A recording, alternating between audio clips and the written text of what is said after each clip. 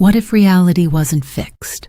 What if the world around you, gravity, time, even truth itself shifted based on what most people believed?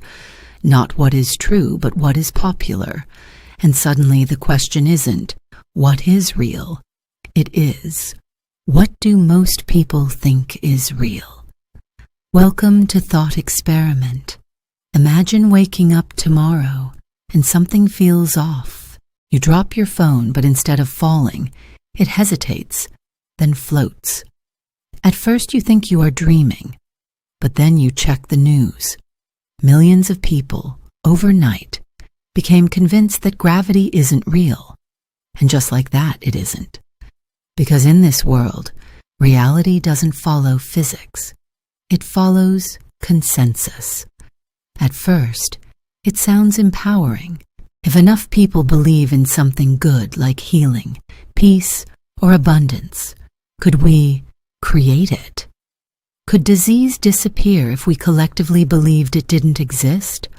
Could aging slow down if society rejected the idea of getting older? It feels like humanity has finally gained control over reality itself. But then you start to see the cracks.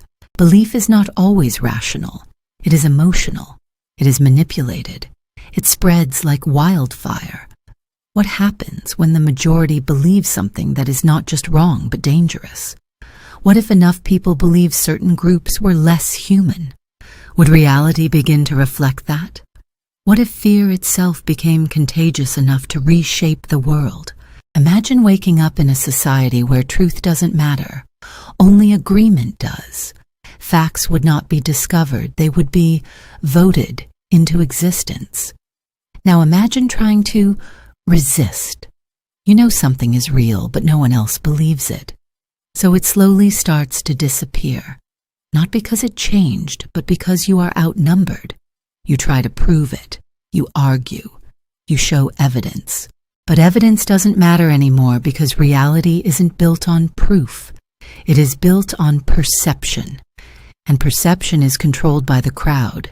In a world like this, power doesn't belong to scientists or leaders or even truth.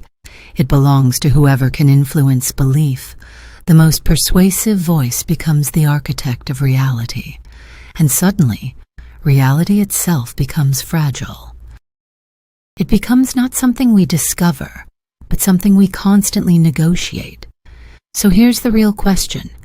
If reality is shaped by what most people believe, then what happens to the minority, to the skeptics, to the ones who see things differently? Do they become wrong? Or do they simply cease to exist? Or are forced into obscurity? And more importantly, how much of our current reality is already shaped that way? Let me know what you think in the comments. Thanks for watching.